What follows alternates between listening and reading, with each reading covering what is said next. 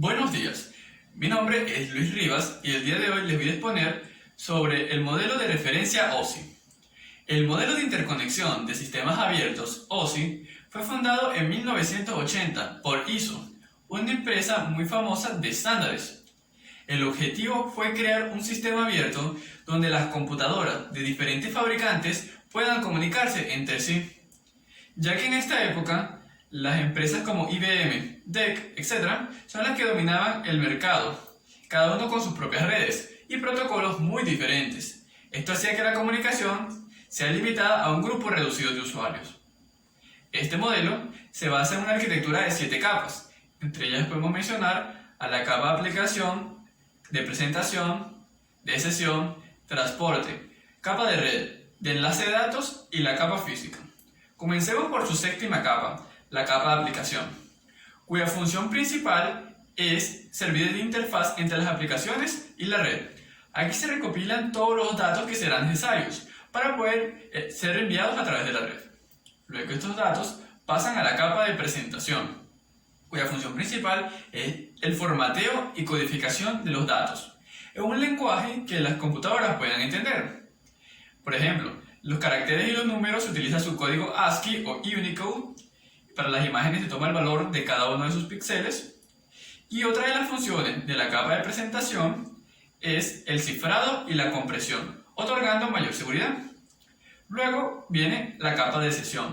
Como su nombre lo indica, se encarga de establecer, mantener y cerrar sesiones, sincronizar el emisor y el receptor. Luego estos datos pasan a la capa de transporte, cuyas funciones principales se encuentran la segmentación y el posterior reensamblaje de los datos.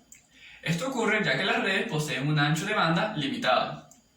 Luego los segmentos pasan a la capa de red, donde se agrega información sobre el direccionamiento lógico y el enrutamiento. En el direccionamiento lógico se indica a dónde se enviará la información. Se le agrega una dirección IP de origen y una dirección IP de destino. Y en el enrutamiento, cabe resaltar que en el mundo existen millones de redes, así que se tiene que elegir la mejor ruta para los datos, y para ello existe un dispositivo llamado router o enrutador. Luego estos datos pasan a la capa de enlace de datos, donde se agregan más detalles sobre el direccionamiento físico. Ocurre el control de enlace lógico, donde hardware y software de red se comunican a través de sus drivers y se agrega la dirección MAC de origen y dirección MAC de destino, que indica a cuál dispositivo se enviará esa información. Luego estos datos pasan a la capa física. Una vez que los datos han sido segmentados y codificados, tienen que ser transmitidos por medio de la red. Sin embargo, no pueden hacerlo en forma de ceros y unos. Se tienen que convertir en pulsos eléctricos, señales lumínicas u ondas electromagnéticas, para fluir en cables de cobre, fibra óptica, etc. Este modelo es de fácil aprendizaje. Sin embargo, no es utilizado hoy en día, pero sirve como modelo de referencia. Hoy en día se utiliza el modelo TCP/IP. El modelo TCP/IP fue creado en la década de los 70 para la red ARPANET por el Departamento de Defensa de los Estados Unidos. Este modelo permitió una red más homogénea, se estandarizó lo suficiente para ser utilizado por todo tipo de dispositivos. Y ARPANET creció hasta convertirse en lo que hoy en día conocemos como Internet. Este se basa en 4 o 5 capas: capa de aplicación, capa de transporte, capa de red, capa de enlace de datos y capa física. En la capa de aplicación, su quinta capa, se encuentra la interfaz de usuario. Aquí se realiza un formateo de los datos que serán enviados en la red. También su función es ofrecer servicios específicos.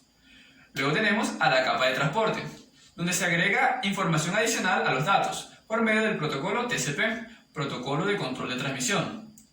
También se realiza la segmentación de los datos para posteriormente desamblarlos, y también se puede utilizar el protocolo UDP, pero este no segmenta la información. Luego viene la capa de red, donde se agregan detalles sobre el direccionamiento lógico, la dirección IP de origen y la dirección IP de destino, indica dónde se enviará. Luego estos datos pasan a la capa de enlace de datos, donde se agregan detalles sobre el direccionamiento físico, la dirección MAC de origen y la dirección MAC de destino. Y finalmente llegan a la capa física, donde gracias al hardware, por ejemplo por medio de la tarjeta de red, estas señales son convertidas en pulsos eléctricos, señales lumínicas u ondas electromagnéticas, para ser transmitidas por el medio. Esto ocurre en el cliente, luego van fluyendo a través de la red, pasando por las capas 1, 2 y 3, hasta llegar al receptor, donde comienzan por la capa física, luego pasan a la capa de enlace de datos, se retira la información de direccionamiento físico, pasan a la capa de red, se retiran los detalles de direccionamiento lógico, luego se ensambla la información para posteriormente ser mostrada en el receptor. Ahora hablaremos sobre los dispositivos de red de una red de área local. Recordando que esta es una red dedicada a un área relativamente pequeña, como un cuarto, un departamento o un mismo edificio. Entre los dispositivos podemos encontrar dispositivos finales, dispositivos intermedios y medios de comunicación. Los dispositivos finales son aquellos en donde se originan los datos que serán transmitidos por la red. Entre ellos podemos encontrar computadores, teléfonos, tabletas, servidores, impresoras, etc. Entre los dispositivos intermedios son los que permiten comunicar o establecer una conexión entre dispositivos finales.